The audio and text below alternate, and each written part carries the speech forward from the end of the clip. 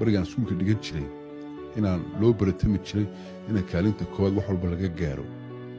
qof walbana uu noqdo qofka laga xasuusan doono lagu xasuusan doonana iskuulka maanta muddo ka soo wareegtay cid xasuusanaysa inaan iskuulka dhigan jiray oon xitaa fanaan ka ahaa inaysan jirinba waxaa tusaale ah ordaahii cabdi bile ee soomaalida koobkii ugu horeeyay 1500 mitir Roomo ku qaaday laandheer uu ahaa cid walba iyo reer walba isaga ku faani jirtay maantase meena yaa garanaya yaa xasuustaba haddii la xasuustana yaa wax u taraya cid walba wuxuu ku xasuusanayaa maalinta la joogtay maalinta laagsi waqti ka soo wareego maalintaadii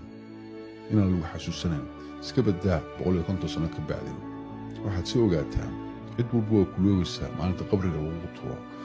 waxaa keliya kugu haraya waxaa weeye camalkaaga wanaagsan sidaa awgeed wanaagga